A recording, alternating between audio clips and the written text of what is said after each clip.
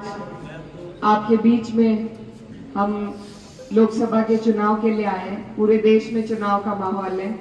Cycle का हमारा निशान है, 19 तारीख है और देश के क्या हालात हैं ये आपको नक्षत्रपाल जी ने बहुत अच्छी तरीके से बताया, समझाया और आप लोग खुद भी वाकिफ हैं कि क्या चल रहा है।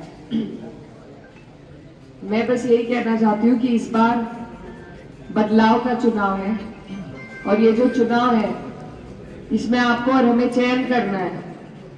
अब तो हमने डबल इंजन की भी सरकार 10 साल के लिए भोग ली। इससे ज्यादा ताकत आप किसी को नहीं दे सकते, किसी पार्टी को नहीं दे सकते, अपने सांसद को नहीं दे सकते, किसी नेता को नहीं दे सकते।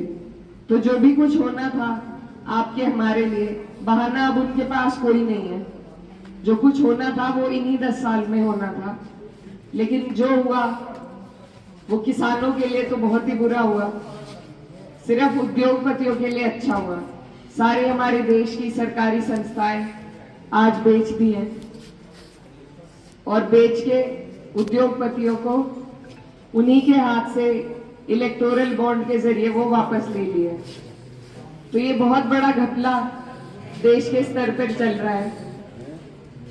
जैसा अभी आपको बताया कि 16 लाख करोड़ रुपए इन्होंने उद्योगपतियों का माफ किया है, लेकिन किसान का कर्ज इस सरकार ने किसी भी वर्ष में माफ नहीं किया। तो नियत में खोट है। आपके हमारे लिए, जो हमारी गरीब जनता है, जो सबसे पिछड़ा वर्ग है, उसके लिए सरकार कुछ नहीं करना चाहती और असल में तो सरकार उन्हीं के लिए होती है। उद्योगपति तो अपना जीवन बसर कर ही लेते हैं। सरकार की लाभकारी योजना अपने सबसे पीछे खड़े हुए व्यक्ति के लिए है, जो सबसे नीचे है उसके लिए है। और आपको और हमें इन्होंने 80 खुद कबूली है ये बात कि 80 करोड़ लोगों को हम 5 किलो का अनाज देते हैं।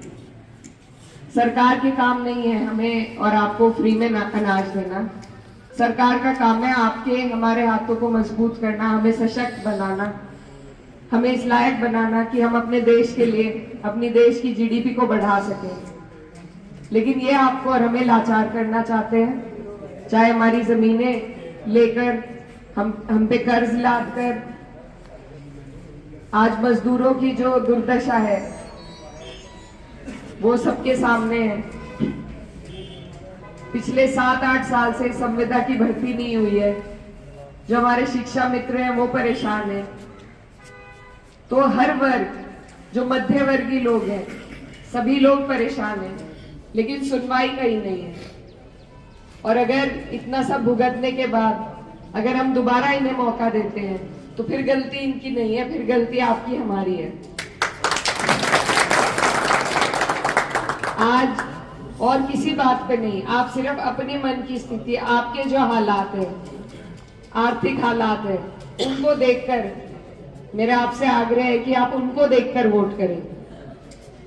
बाकी आप कुछ ना देखें, बहुत सारी चीजें दिखाई जाएंगी, बहुत सारी तरीके से हमें और आपको बांटा जाएगा, लेकिन उस बंटवारे में नुकसान हमारा है और फायदा इन्हीं का है।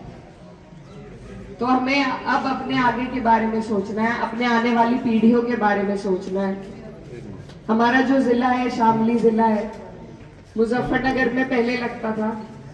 आज ये स्थिति है कि कोई कॉलेज वहां पर नहीं है, कोई मेडिकल कॉलेज नहीं है, क्योंकि नया जिला है। जो पुरानी संस्थाएं हैं वो सारी मुजफ्फरनगर में रह गई, लेकिन इन मुद्दों पर बात करने वाला कोई नहीं है। तो अगर हम अपनी आवाज को कमजोर कर देंगे, दोबारा गलती करने वालों को 2 बार मौका देने के बाद तीसरा मौका देंगे, तो फिर ये हमारी गलती होगी, उनकी नहीं होगी। इसलिए अपनी गलती को सुधारने का ये मौका आपके हमारे पास है। ये 5 साल बाद आया है और अगर इस बार चूक कर दी तो अगली बार ये इलेक्शन भी नहीं कराएंगे, फिर बस सिलेक्शन होगा। ये बता देंगे कि ये तुम्हारे एमपी हैं, ये एमएलए हैं, ये तुम्हारे सीएम हैं। तो आपकी और हमारी आवाज को मजबूत करने का यही टाइम है। हम और किसी माध्यम से नहीं लड़ सकते, सिर्फ वोट के माध्यम से लड़ सकते हैं। और धरने, आज अगर वोट में चूक कर दी तो कल को आपके हमारे पास सिर्फ धरने देने का एक उपाय रहेगा और धरनों की सुनवाई होती नहीं है, जैसा आप लोग देख चुके हैं, 1 साल देखे। तो इसलिए अपनी बात रखने के लिए, अपनी मजबूती के लिए आपको और हमें सबको इकट्ठे आने की जरूरत है और अब सिर्फ मुद्दों पे और विकास के मुद्दों पे बात करने की जरूरत है।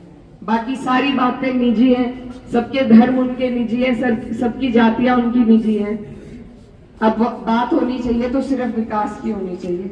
तो इसी के लिए आपके बीच आई हूं मैं। यहाँ से हमारे माननीय सांसद जी आपके प्रतिनिधि हैं, वो हमें जितना लाभ दिला सकते थे उनके सौजन्य से हमारे क्षेत्र में जो लाभ हो सकता था वो भी नहीं हुआ, क्योंकि डबल इंजन का जो भी लाभ था मोदी जी, योगी जी हमारी सीटों पर आके काम नहीं करेंगे। यहाँ पर तो यहीं के जनप्रतिनिधि आकर काम करेंगे और हमारा जो पूरा क्षेत्र है वो इसीलिए पीछे रह गया डबल इंजन के लाभ से, क्योंकि हमारे जनप्रतिनिधि हमें और आपको वो लाभ नहीं दिला सके।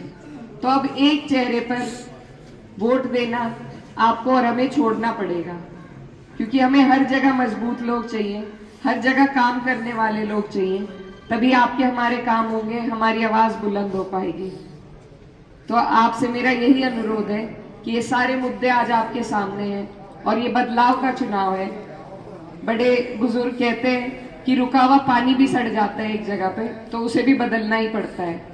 तो आज अगर हमने बदलाव नहीं किया तो आगे को पछतावा होगा। मैं इस क्षेत्र की बेटी हूँ, आपकी भांजी हूँ, मुझे भी मौका मिला है, पार्टी ने बड़ी जिम्मेदारी दी है और ये जिम्मेदारी निभाने के लिए मुझे अपने बड़े बुजुर्गों का, सभी का आशीर्वाद चाहिए, क्योंकि ये बहुत बड़ी लोकसभा है 150 किलोमीटर की और ये जो चुनाव है किसी एक बिरादरी, धर्म या जाति के आधार पर नहीं लड़ा जा सकता, सभी की जरूरत है। तो आप सबके बीच में मैं आपसे ये वादा करने आई हूँ कि आपके स्वाभिमान को मैं कभी ठेस नहीं पहुंचने दूंगी और आपके हर काम में, आपकी हर परेशानी में मैं आपको आगे खड़ी मिलूंगी। बहुत बहुत धन्यवाद।